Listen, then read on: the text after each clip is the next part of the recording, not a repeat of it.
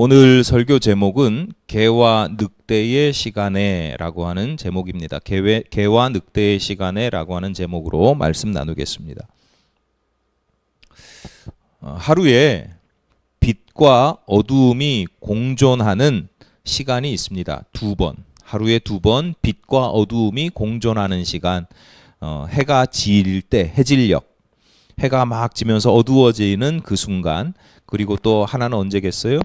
아침에 해가 뜨기 직전에 이제 어두움에서 빛으로 전환되는 그 두 때가 빛과 어두움이 공존하는 시간입니다. 이 빛과 어두움이 공존하는 시간, 이 시간에는 사물들이 어렴풋이 보이긴 해요. 저기 뭐가 있어라고 보이기는 하는데 저게 정확하게, 명확하게 무엇인지는 분별하기 어려운 시간입니다. 이때를 프랑스 사람들이 좀 멋이 있어요. 프랑스 사람들이 이때를 뭐라고 부르냐면 개와 늑대의 시간 이렇게 부릅니다.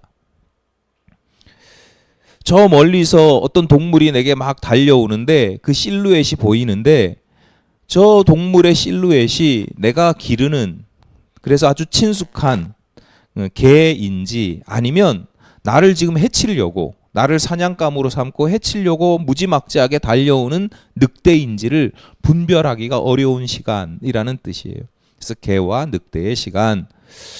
소설가 박완서 씨는 내가 기르고 있는 개가 갑자기 늑대의 모습으로 나타나서 섬뜩할 때다 이렇게 이야기하기도 하고, 반대로 낯설고 적대적인 사물들이 거짓말처럼 부드럽고 친숙해지는 그런 시간이라서 얼마든지 서로 화해하고 서로 스며들 수 있을 것 같은 세상으로 바뀌는 시간이라서 참 좋다 이렇게도 표현을 합니다. 그러니까 개와 늑대의 시간이라고 하는 것은 하루에 두 번 반복되는 물리적인 시간만을 의미하는 게 아니고, 그러니까 해질녘, 해뜰녘만 의미하는 게 아니고 우리 일상에서 흔하게 우리가 명확하게 무엇인지 판단하기 어려운 상황, 헷갈리는 시절이라면 언제라도 우리가 비유적으로 개와 늑대의 시간이라고 할 수 있습니다. 좀 더 구체적인 예를 하나 들어볼게요. 이런 겁니다. 먼저는 평온하던 일상이 갑자기 공포스러운 순간으로 변하는 시점일 수 있는 게, 얼마 전에 보도된 뉴스를 봤는데 어떤 분이, 여자분이 8년 동안 사귄 남자친구랑 결혼을 약속을 했습니다. 친구로 지낸 세월은 13년이 넘었답니다. 결혼을 약속하고 같이 이제 신혼살림을 장만하러, 사러, 구매하러, 알아보러 가려고 약속한 날인데 남자친구에게 아무리 전화를 해도 전화를 받지 않아요. 문자를 보내도 문자를 받질 않아요. 연락이 안 돼요. 그런데 잠시 후에 그 남자친구의 전화번호, 결혼을 약속한 남자친구의 전화번호로 문자가 딱 왔는데 문자 내용이 이런 겁니다. 주임님, 땡땡씨가 지금 자고 있는데 깨워드릴까요? 무슨 일이지? 그리고 알아봤더니 그 문자를 보낸 사람, 그 남자친구의 핸드폰, 휴대전화로 문자를 보낸 사람이 그 남자친구가 1년 넘게 새로 사귄 여자친구라고 자신을 소개하더랍니다. 안 놀라시네요. 그 남자친구 전화번호에 자기가 주임이라고 저장이 되어 있었던 거예요. 10년을 넘게 개로 여기면서 살았는데 알고 봤더니 이런 무시무시한 늑대가 어디 있어요. 이분 입장에서 이게 뭐지?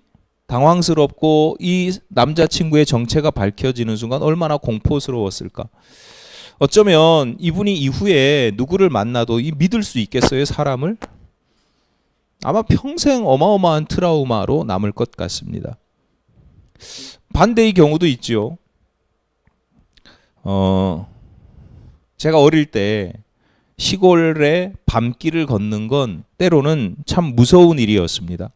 인적이 없거나 때로는 가로등이 뭐 그렇게 저기 저 멀리 있고 가로등이 없는, 인적이 없거나 어두운 곳, 으슥한 곳, 그런 골목길을 이렇게 걷다 보면 저 뒤에서 발자국 소리가 들린단 말이에요. 근데 느낌이 쎄한 게 어차피 어두워서 잘 보이지 않지만 야, 이게 뒤를 돌아보기도 무서운 때가 있어요.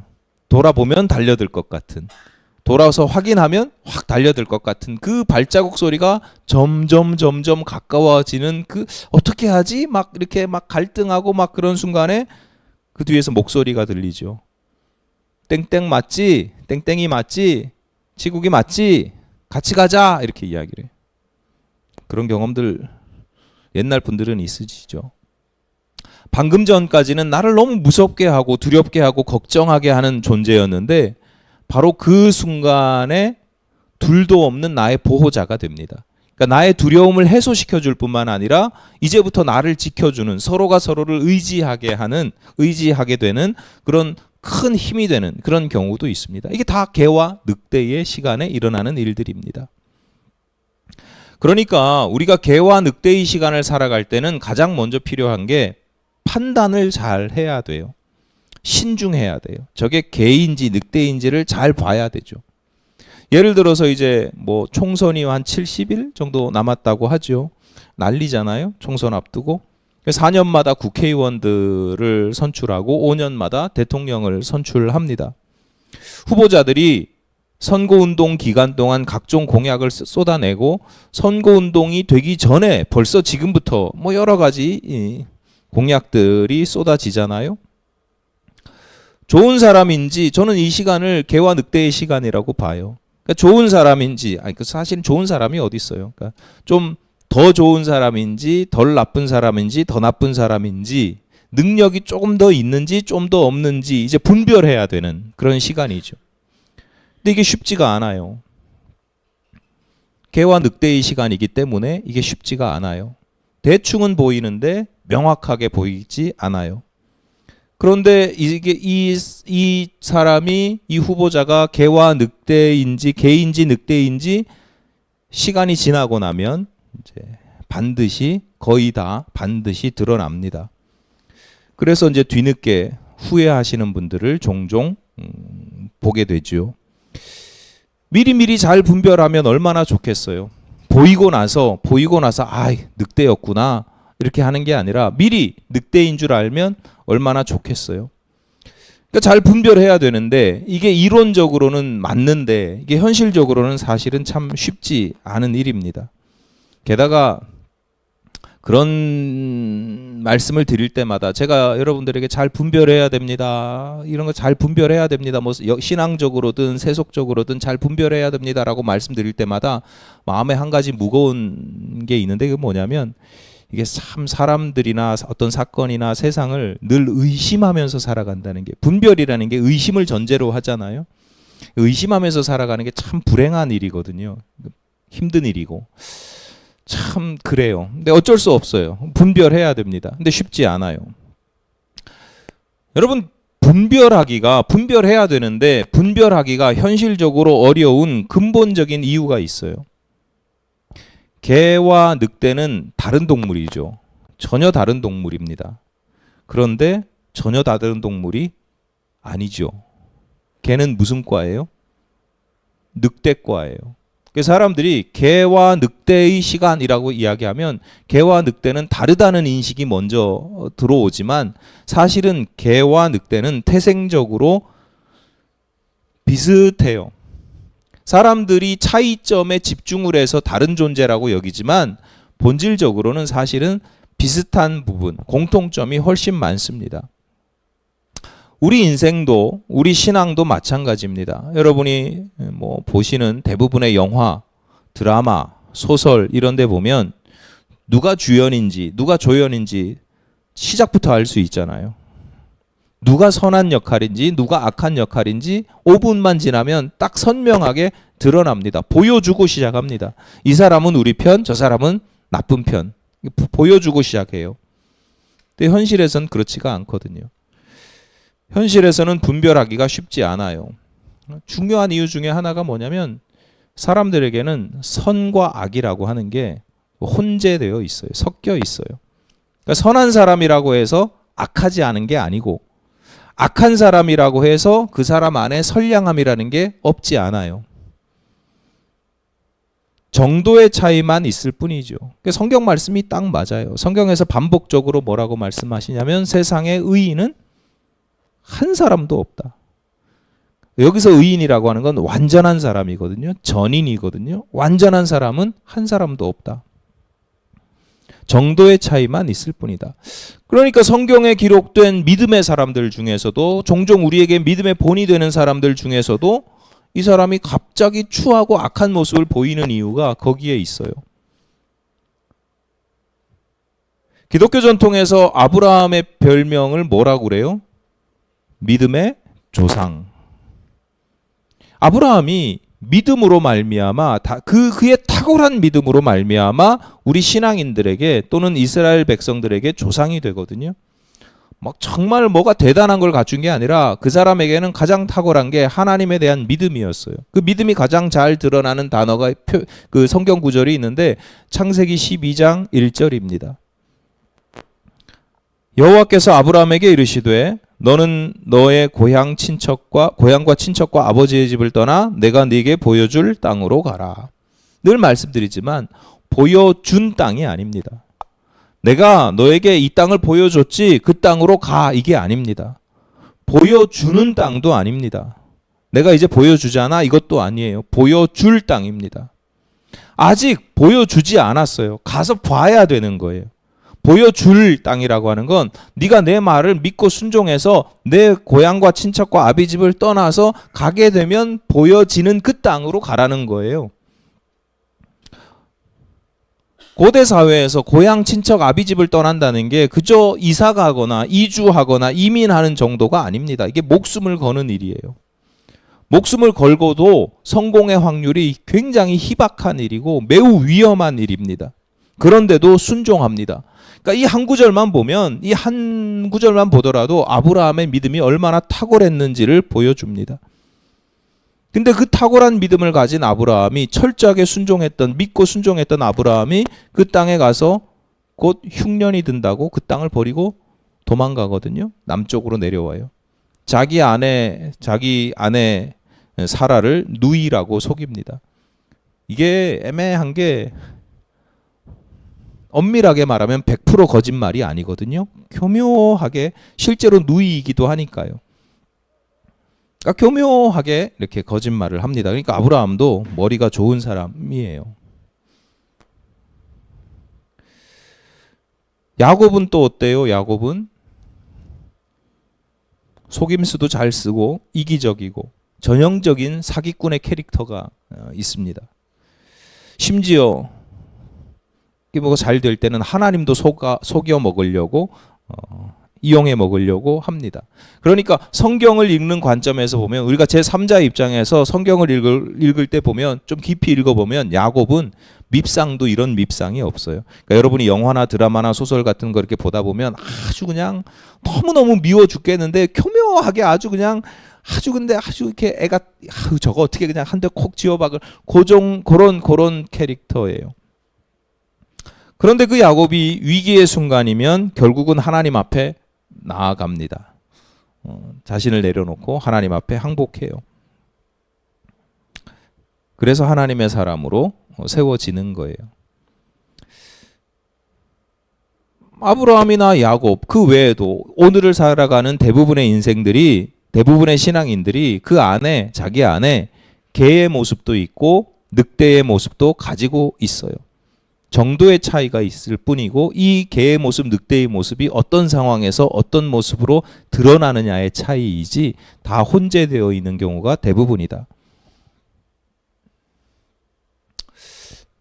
이스라엘이 남북 왕조 시대가 있거든요. 북이스라엘, 남유다라고 구별해서 부르는데 오늘 우리가 읽은 본문은 북이스라엘의 역사상 손에 꼽힐 정도로 아주 극악한 시절이라고 볼 수 있습니다. 주변에 아람이라고 하는 강대국이 있었는데요. 아람이 북이스라엘의 수도 사마리아 성을 다 공격해서 포위했어요. 둘러쌌어요. 포위하고 있으니까 그 안에 있는 사람들이 고립되어 있는 겁니다. 본문 25절입니다. 아람 사람이 사마리아를 에워싸므로 성중이 크게 줄여서 굶주려서 이런 거죠. 나귀 머리 하나에 은 80세겔이요 비둘기 똥 4분의 1갑에 은 5세겔이라 하니. 나귀는요 평소에 이스라엘 사람들이 부정한 동물로 여겨서 안 먹는 식재료예요. 식재료로 안 써요. 그런데 그 몸통도 아니고 머리통 하나에 은 80세겔이라는 거예요. 은 80세겔이면 1년치 일반 노동자의 1년치 품삯이라고 생각을 하면 돼요. 그러니까 요즘 노동자들 뭐 말이 노동자지 그러니까 보통 사람들의 서민들의 품삯이라고 보면 돼요. 그러니까 요즘으로 따지면 한 3, 4천만 원 요 정도 생각하시면 될 거예요. 몸통 하나에. 우리식으로 비유하면 뭘까요? 소머리, 돼지머리는 우리가 먹잖아요. 그러니까 뭐 개 머리 하나에 3천만 원이었다. 뭐 이렇게 아마 비유적으로 이해를 하시면 될 거예요. 이게 그만큼 고물가였다는 뜻일까요? 아니요. 이게 고물가라는 것보다 그 당시 물가가 얼마나 치솟았느냐 이런 것보다 이 이야기가 전해주는 것은 사람이 살 수가 없는 세상 시대였다. 어떻게 개 머리 하나에 3천만 원을 하는 시대를 어떻게 사람이 살아갈 수 있겠어요? 오늘 읽은 본문 바로 앞에 그런 내용이 나오고요. 오늘 본문도 그런 상황, 사람이 도무지 살 수 없는 그런 상황, 아주 극단적인 사건을 기록하고 있습니다. 어느 날 왕이 성 위에 있었다. 그러니까 성 위에 왕이 어느 날 백성들 앞에 모습을 드러냈습니다. 그랬더니 한 여인이 도와주십시오. 왕이여 도와주십시오라고 이야기를 합니다. 전쟁통에 지금 뭐 상황이 그런 상황에서 왕이 할 수 있는 게 거의 없어요. 본문 27절입니다. 왕이 이르되 여호와께서 너를 돕지 아니하시면 내가 무엇으로 너를 도우랴? 타작마당으로 말미암아 하겠느냐? 포도주 틀로 말미암아 하겠느냐 하니라. 왕이 굉장히 시니컬하게 자조하는 겁니다. 현실 앞에서 무기력해요. 왕이 변명하지도 않고 도망가지도 않아요. 보면 희망도 없고 절망도 없는, 그냥 야 하나님이 돕지 않으면 이거 어떻게 해? 포도주 틀도 다 비어 있고 타작마당에도 다 비어 있는데 내가 뭘 너를 가지고 돕겠어? 그런 왕인데 아무런 감정도 없이 그냥 그렇게 자조하는 듯하게 대답한 왕인데, 그 왕이 그래 도대체 무슨 이야기인데? 라고 물어보고 그 이야기를 듣고 충격을 받아요. 그 이야기가 뭐냐면 성 안에 먹을 것이 없어진 지 오래고 성 밖으로 나가면 포위하고 있는 아람 군대에 의해서 죽임을 당하는 그런 상황에서 말이 두 어머니지 두 집입니다. 두 집. 쉽게 생각하면 두 집에서 서로 이야기를 한 거죠. 자, 이 상황이니까 서로 자신의 아들을 잡아먹자. 오늘은 너희 아들, 내일은 우리 아들, 이렇게 잡아먹기로 했다는 거예요. 그렇게 한 아이를 삶아 먹었는데 다음 날 내놓기로 한 아들의 어미가 그 아들을 감췄다는 거예요. 현성아, 좋은 시대를 살고 있는 걸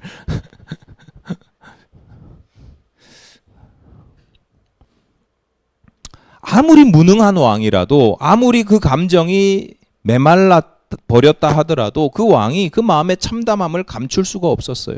30절입니다.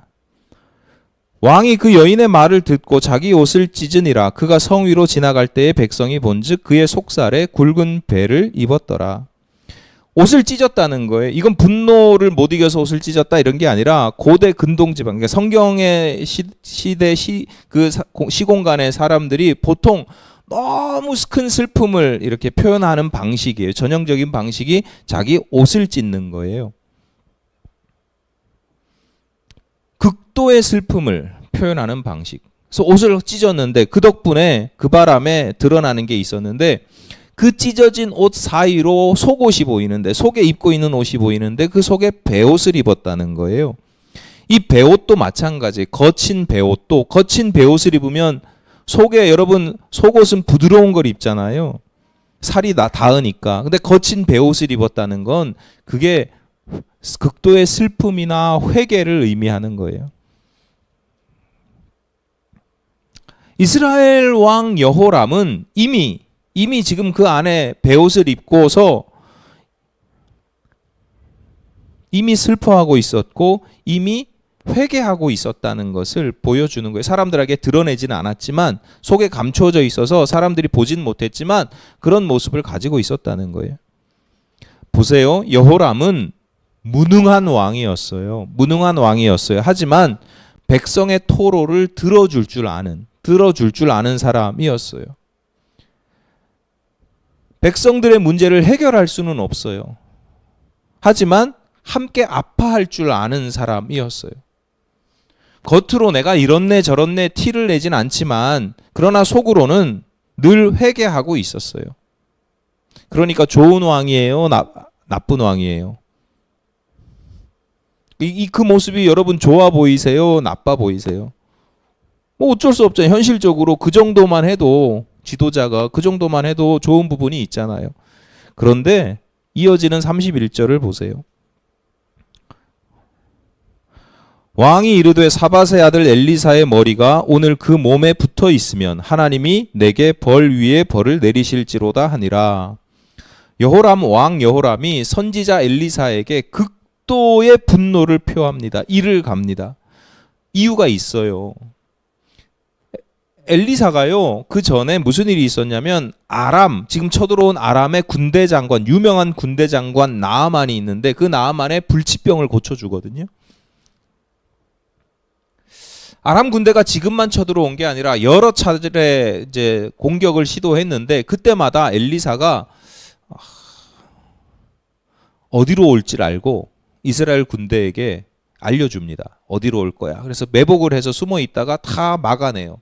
그러니까 아람 군대가 어느 날 도대체 우리가 공격하면 그 루트를 어떻게 알고 저렇게 막아내냐 했더니 엘리사가 있다는 걸 알아요. 그래서 엘리사를 먼저 쳐야 되겠다. 그리고 엘리사에게 쳐들어왔다가 하나님이 개입하셔가지고 그 엘리사를 쳐들어온 아람 군대의 군인들이 모두 눈이 멀어요. 눈이 멀면 딱 없애기가 쳐부수기가 딱 좋은 기회잖아요. 근데 엘리사가 그렇게 하지 않아요. 눈이 먼 채로 잘 인도를 해가지고 포로로 만들어버려요. 포로로 만들고 딱 죽이면 얼마나 좋아요. 후환도 없고. 근데 포로로 잡은 아람 군대를 잘 접대하고 대접하고 그리고 다시 살려서 돌려보내요. 근데 또 쳐들어온 거예요. 또 쳐들어와가지고 이 사마리아 성이 지금 이 모양 이 난리가 난 거예요. 그러니까 여호람 왕 입장에서는 이 모든 원흉이 누구냐면 엘리사 때문이다라고 하는 거예요. 그래서 엘리사를 잡아야 되겠다. 엘리사를 죽여야 되겠다. 그래서 엘리사를 잡을 사자를 보내는데 그 사자가 왕의 말을 이렇게 전합니다. 33절 후반부입니다. 왕이 이르되 이 재앙이 여호와께로부터 나왔으니 어찌 더 여호와를 기다리리요. 그러니까 여호람 왕의 분노와 원망은 이 엘리사를 붙잡아서 사용하시는 하나님께로도 향하고 있는 거예요. 자기가 하나님을 믿지 않는 건 아니지만 하나님께서 이 재앙을 내리셨으니 하나님께 기대할 것이 없다. 그래서 내가 하나님의 사람인 너를 잡아 죽여야 되겠다. 이러는 거예요. 좋은 왕이에요? 나쁜 왕이에요?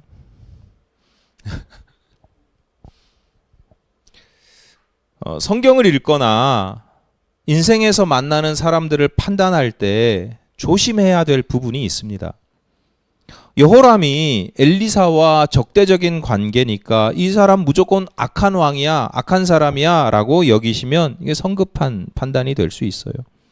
하나님을 원망하고 하나님과 대적하니까 악의 화신이다 라고 여기는 것도 위험합니다.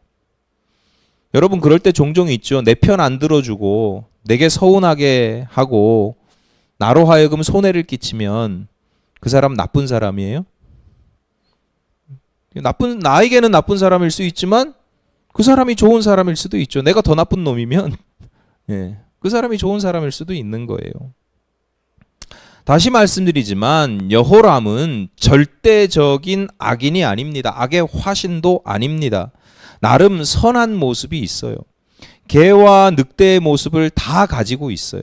악인의 모습, 선인의 모습, 신앙인의 모습, 불신앙인의 모습을 다 함께 가지고 있어요.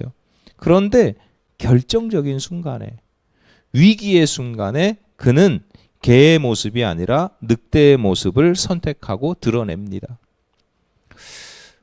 2019년 일이더라고요. 중국에서 있었던 일인데 어떤 아버지가 자기 아들, 어린 아들이 난치병에 걸렸어요. 그래서 골수 이식 수술을 해야 돼요. 이미 치료비가 3천만 원, 우리 돈으로 3천만 원 넘게 들어갔고 친척한테 돈이 모자라서 2천만 원 넘게 빌리기도 했어요.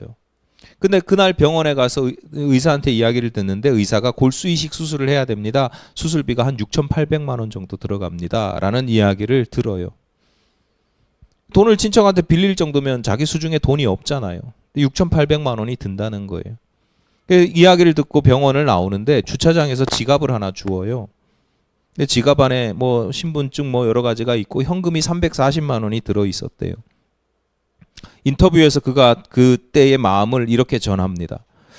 처음에는 지갑 속에 든 돈을 보고 기뻤습니다. 신께서, 그러니까 하나님께서, 신께서 아들의 생명이 위독한 것을 아시고 주신 돈이라는 생각이 들었습니다. 누구라도 그러지 않겠어요? 아니, 누구라도는 아니지만 그런 생각이 들 수 있지 않겠어요? 그런데 곧 이 지갑 주인 찾아서 돌려줘야 되겠다. 신분증도 있으니까 돌려줘야 되겠다라고 결정을 합니다. 그 이유 중에 하나가 뭐냐면 그 지갑을 주운 곳이 병원 주차장이어서요. 그러니까 이 사람도 혹시 나처럼 가족의 병을 치료해야 될 그 돈이 필요한 치료비가 절박한 사람일 수도 있겠다.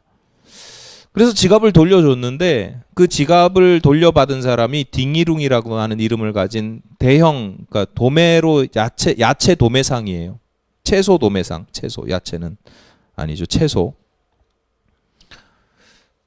돈 많은 사람이니까 지갑 주었으니까 보상을 하려고 그러는데 이 사람이 한 푼도 안 받으려고 그러는 거예요. 아니 왜 내 고마워서 도움을 주려고 그러는데 왜 안 받냐 그랬더니 내가 땀 흘려서 번 돈이면 받아야 되겠지만 이거 지갑 하나 준 것 정도는 그 정도 돈을 받을 만한 일이 아니라고 그렇게 거절하는 거예요. 이 사람이 좀 남다르잖아요. 그래서 그 이야기를 좀 더 하다 보니까 이 사람의 사연을 듣게 된 거예요. 아들이 치료비가 어쩌고 듣게 된 거예요. 그래서 다른 방법을 생각하는데 이 대형 그 채소 도매상 딩이룽 씨가 그러냐 얘기를 듣다가 무슨 생각을 하냐면 자기 그 대형 창고에 이렇게 냉장 창고에 팔리지 않는 순무 있잖아요. 순무 아세요? 무의 일종인데 그 순무가 있는데 이게 유통기한이 2달밖에 안 남은 거예요. 그리고 이거 보관하면 보관할수록 2달 동안 보관하면 보관할수록 이게 비용이 많이 들잖아요. 그러니까 이거 팔아서 급한 돈으로 치료비를 마련하자. 그리고 그 소식을 지역신문에다가 알립니다. 금방 다 팔렸어요. 200톤이 넘는 순무가 사람들이 다 착해요. 그래서 다 팔아줬고 6,800만 원 수술비였는데 8,500만 원의 수익을 얻습니다. 그래서 골수이식 수술을 무사히 마칠 수 있었다라는 기사를 신문에서 읽었습니다. 지갑을 주운 순간이 이 탕씨의 주운 아버지 성이 탕씨거든요. 탕이거든요. 이 탕씨에게는 개와 늑대의 시간이었습니다. 그에게는 개의 성품도 있었고 늑대의 성품도 있었지만 그 순간 나는 개가 될 거야 라고 개의 성품을 꺼내 듭니다. 채소 도매상 딩씨도 마찬가지죠. 안 받아? 그럼 끝. 이럴 수 있는데 좀 더 관심을 가지고 내가 할 수 있는 최선의 일들을 도모해 보는 게 자기에게 그냥 무시하고 넘어갈 수도 있지만 적극적으로 선을 행한 건 개와 늑대의 시간에서 개가 되기로 선택을 한 거죠. 성도들의 신앙이나 삶도 마찬가지입니다. 평소에 뭐 아무런 문제가 없을 때, 어려움이나 뭐 어떤 유혹이 없을 때에는 내가 좋은 모습을 보일 수도 있고요. 사람들에게 저 사람 참 좋은 사람이야, 신앙이 좋은 사람이야 라고 인정받거나 평가받을 때도 있겠지만 대부분의 인생은 살다 보면 크고 작은 어려움, 유혹의 순간, 위기의 순간들이 찾아옵니다. 그리고 좀 더 자세히 들여다보면 그게 우리의 일상이기도 합니다. 하루에도 여러 차례 유혹과 갈등의 시간들이 찾아옵니다. 매 순간순간이 위기이며 유혹이고, 오늘 설교 제목으로 바꿔서 말씀드리자면 매 순간이 나에게 개와 늑대의 시간입니다. 여러분은 어떤 모습으로, 어떤 개냐 늑대냐, 어떤 모습을 주로 선택하시는 것 같습니까? 욥의 아내가 고통받는 남편을 보면서 이렇게 이야기하죠. 차라리 하나님을 욕하고 죽어버려라. 저주를 합니다. 욥의 아내가, 단지 욥의 아내가 처음부터 욥의 아내가 악처이기 때문에, 악한 사람이기 때문에 그렇습니까?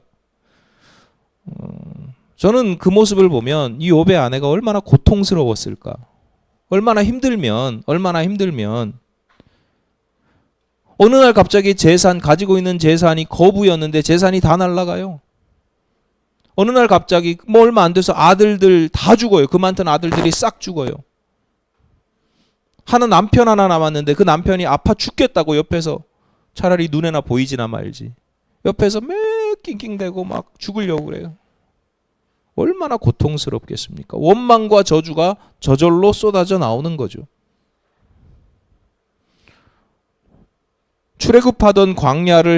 출애굽하여서 광야를 행진하던 이스라엘 백성들도 마찬가지입니다. 자유를 얻었고 날마다 만나가 제공됩니다. 그래서 행복합니까? 사람이 참 교만하고 간사한 게 금세 만나는 지겨워지고 자유에는 익숙해지죠.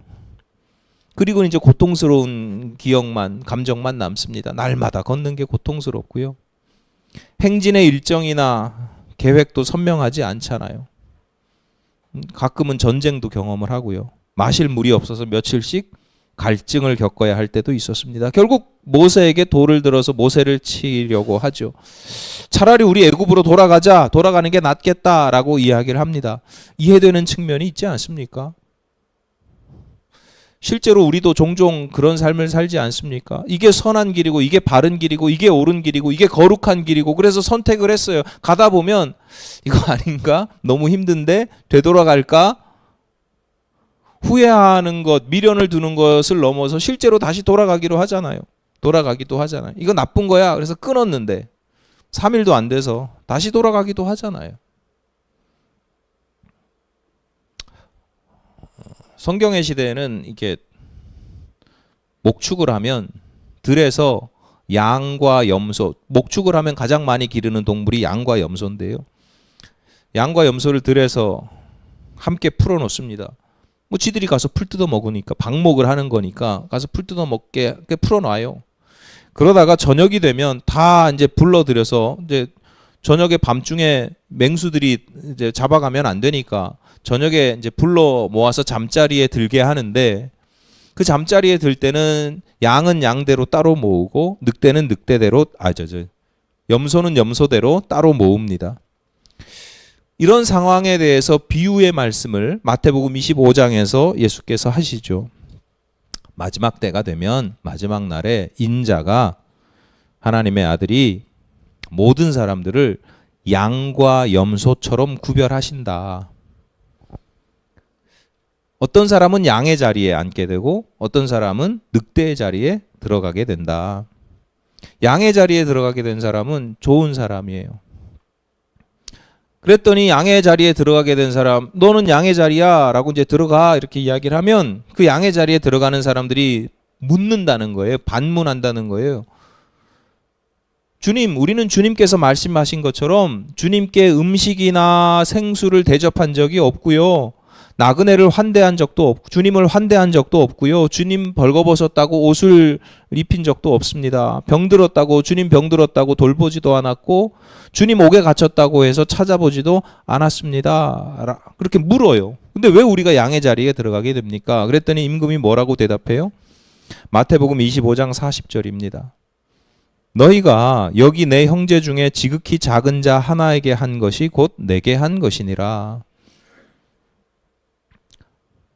염소의 자리에 앉게 된 사람들도 비슷한 질문을 하죠. 우리는 주님 그런 적이 없는데요? 그랬더니 임금이 또 비슷하게 대답합니다. 반대의 말씀이죠. 25장 45절입니다. 내가 진실로 너희에게 이르노니 이 지극히 작은 자 하나에게 하지 아니한 것이 곧 내게 하지 아니한 것이니라. 나쁜 짓을 해서가 아니라 안 한 게 나에게 안 한 거다라는 거예요. 비유의 말씀이 이렇게 마무리됩니다. 25장 46절입니다. 그들은 영벌에 의인들은 영생에 들어가리라. 그러니까 양과 염소의 자리가 조금 다른 정도가 아니라 영벌과 영생이라고 하는 극단적으로 전혀 다른 삶의 결과라는 거예요. 그런데 정작 영벌에 들어가는 사람이든 영생에 들어가는 사람이든 자신들이 그럴 만한 삶을 살았는지를 몰라요. 나는 영벌에 들어갈 만큼 악한 짓을 하면서 살지 않았습니다. 영생에 들어가는 사람들도 나는 영생에 들어갈 만큼 그렇게 거룩하게 그렇게 선하게 살지 않았습니다. 우리가 왜 여길 들어가지요? 라고 스스로 질문을 해요. 왜 그래요? 왜 몰라요? 우리가 살아가는 삶의 자리가 그래서 그래요. 우리가 살아가는 삶의 자리가 개와 늑대의 시간이기 때문이에요. 양과 염소가 한데 섞여가지고 풀을 막 뜯어먹고 있는 그런 시대를 우리가 살아가요. 알곡과 가라지가 함께 자라고 있는 그 밭이 우리가 살아가고 있는 세상이에요. 분간이 안 돼요. 저게 양인지 저기 염소인지 멀리서 보면 분간이 안 돼요. 멀리서 보면 저게 알곡인지 가라지인지 자기도 몰라요. 개인지 늑대인지 모른단 말이에요. 다 섞여 있으니까. 다시 말씀드리지만 우리는 늘 개와 늑대의 시간을 살아갑니다. 그래서 내가 늑대라도 그 모습을 적당히 감출 수가 있어요. 개처럼 보이게 할 수 있어요. 반대도 마찬가지예요. 내가 개라도 그 모습이 잘 드러나지 않을 수가 있고요. 난 개인데 다른 사람들이 나를 늑대라고 오해할 수도 있어요. 하지만 개와 늑대의 시간은 결코 길지 않다는 사실을 기억을 하셔야 합니다. 영원하지 않습니다. 곧 선명하게 드러나는 시간이 금세 찾아옵니다. 우리가 개와 늑대의 시간을 살아가는 것 같죠? 여러분 곧 금세 어느 순간 하나님 앞에 딱 서게 될 때가 있습니다. 그때 여러분 가장 먼저 드는 생각이 벌써? 내가 벌써 하나님 앞에? 여러분 지금도 느끼잖아요. 내가 벌써 70살이야? 내가 벌써 50살이야? 20살도 마찬가지. 내가 벌써 20살이야? 금세 이 시간들이 금세 지나갑니다. 그러니까 여러분 늘 개로 양으로 알곡으로 살아가려고 해야 합니다. 늑대로 살고 싶은 마음, 염소로 살고 싶은 마음, 그런 유혹들을 이겨내야 합니다. 물론 이게 말은 쉽지만 실제로는 어려워요. 그래서 제가 여호람 이야기를 말씀을 드리는 거예요. 광야의 이스라엘 백성들의 이야기를 말씀을 드리는 거고 욥의 아내의 이야기를 말씀드리는 거예요. 쉽지 않습니다. 이해되는 측면이 있어요. 그럼에도 불구하고 이겨내야 하는 겁니다. 아까 말씀 전에 인사 나눴잖아요. 뭐라고 축복하면서 인사했어요? 그럼에도 불구하고 믿으십시오. 여러분 믿음 생활한다는 게 늘 편하게 믿는 게 아니고요. 그럼에도 불구하고 믿어야 되는 시간들이 있어요. 아닌 것 같은데 그럼에도 불구하고 믿음을 선택해야 되는 그런 시간들이 있다고요. 그게 내가 늑대의 모습이 아니라 개의 모습을 드러내는 시간이고 그런 모습이 신앙인으로서의 기본적인 자세일 뿐만 아니라 거룩하고 경건한 신앙인이 가져야 할 자세입니다. 편하게 믿어지니까 믿는 게 아니라 그럼에도 불구하고 믿고 그럼에도 불구하고 이것을 선택해야 되는 그 시간들. 개와 늑대의 시간, 양과 염소의 자리, 알곡과 가라지가 함께하는 그 시대를 살아가는 여러분 응원하고요. 성령 하나님의 뜻과 의지가 여러분과 함께 하시기를 간절히 바랍니다.